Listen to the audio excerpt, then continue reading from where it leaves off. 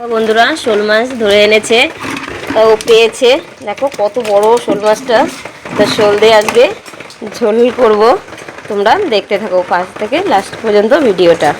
নমস্কার বন্ধুরা, তোমরা কেমন আছো? আশা করি ভালো আছো, আমিও ভালো আছি। শোল মাছটা দেখো কেটে ধুয়ে পরিষ্কার করে নিয়েছি, আর আলু দিয়ে পাতলা ঝোল হবে, অল্প মশলা দিয়ে করবো যেহেতু জ্যান্ত মাছ।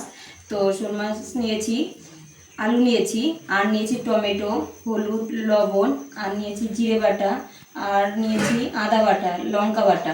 এখন লবণ হলুদ মেখে মাছটা আমি ভাজা করে নেব। দেখো বন্ধুরা, এখন আমি লবণ হলুদটা মাখিয়ে নেব মাছে, সুন্দর করে লবণ হলুদটা মাখিয়ে নেব। আর এদিকে আমি তেল গরম করতে বসিয়ে দিয়েছি। হলুদ মাখানো হয়ে গেছে, তেল গরম হয়ে গেছে, একে একে আমি মাছগুলো দিয়ে দেবো। সুন্দর করে লাল লাল করে মাছগুলো ভাজা করে নেব।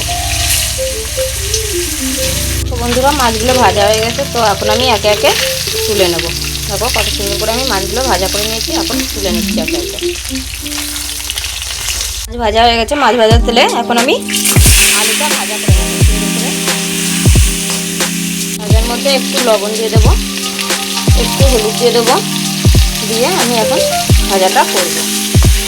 তাহলে আলু ভাজাটাই খুব সুন্দর রং চলে আসবে। বন্ধুরা দেখবো, এখন আমি সুন্দর করে ভাজাটা করতে থাকবো। তো বন্ধুরা, সুন্দর করে আলুগুলো ভাজা করে নিয়েছি, এখন আমি নামিয়ে নেব। সব আলুগুলো এখন আমি নামিয়ে নেব। আলু ভাজার তেলে এখন আমি জিরে দিয়ে দেবো। জিরেটা দিয়ে কিছুটা জিরে আমি তুলে রেখে দেবো ভাজাটা করে। তো বন্ধুরা, সুন্দর ভাজা হয়ে গেছে, একটু লাল লাল হয়ে গেছে জিরেটা, এখন আমি তুলে রেখে দেবো। যেহেতু মাছের ঝোল ইউজ করবো, জ্যান্ত মাছের ঝোল, তো কিছুটা জিরে, ভাজা জিরে বেটে দিলে খুবই খেতে ভালো লাগে। তো সেই কারণে আমি জিরেটা তুলে রেখে দিলাম। কিছুটা শুকনো লঙ্কা দিয়ে দেবো, তেজপাতা দিয়ে দেবো, একটু নাড়াচাড়া করে নেবো।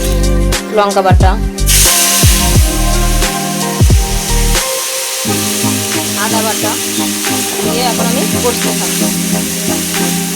এখন হলুদ গুঁড়োটা দিয়ে দেবো, লবণ, টমেটো দিয়ে আমি কষতে থাকবো সুন্দর করে মশলাটা।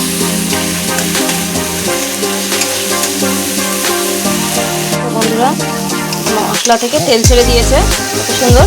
তো এখন আমি আলুটা দিয়ে দেবো, সেই ভাজা আলুটা দিয়ে দেবো, দিয়ে এখন আমি একটু কষতে থাকবো আলুর সঙ্গে, সুন্দর করে কষিয়ে নেব। তো বন্ধুরা, মশলাটা সুন্দর কষানো হয়ে গেছে, আলুর সঙ্গে কষানো হয়ে গেছে। আলু দিয়ে মশলা দিয়ে এখন আমি জল দিয়ে দেবো। এখন ফুটতে থাকবে, এখন ফুটতে থাকবে। বন্ধুরা, ঝোলটা ফুটে গেছে। তো যেহেতু মা ঠাকুমারাও এইভাবেই এই শোল মাছের ঝোল রান্না করে দিত, খুবই টেস্টি লাগতো। তো এখন জিরে বাটাটা দিয়ে দিলাম। তো এইভাবে তোমরাও করে খেয়ে দেখবে। আর কাঁচা জিরেটা অবশ্যই ঝোলে দেওয়ার চেষ্টা করবে, কারণ ঝোলে দিলেই প্রচণ্ড টেস্ট হয়, খুবই টেস্টি লাগে। তো আর একটু ফুটতে থাকবে। তো বন্ধুরা, এবার ঝোলটা জিরে দেওয়ার পরে আর একটু ফুটিয়ে এখন আমি মাছগুলো দিয়ে দেবো।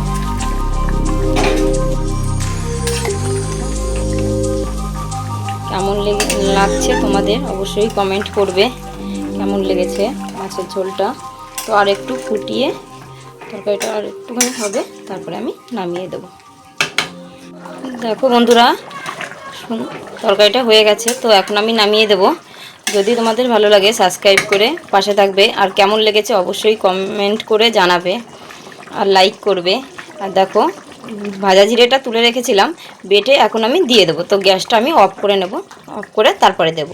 আর এইভাবে শোল মাছের ঝোল একবার রান্না করে খেয়ে বলবে যে কেমন টেস্ট, খুবই টেস্টি লাগে। তো আমার মা ঠাকুমারাও এইভাবেই রান্না করে, তো আমিও সেইভাবেই রান্না করার চেষ্টা করেছি। তো এইভাবে তো রান্না করলে আমাদের বাড়িতে এই এক তরকারি দিয়েই সবার ভাত খাওয়াই হয়ে যাবে এখনই।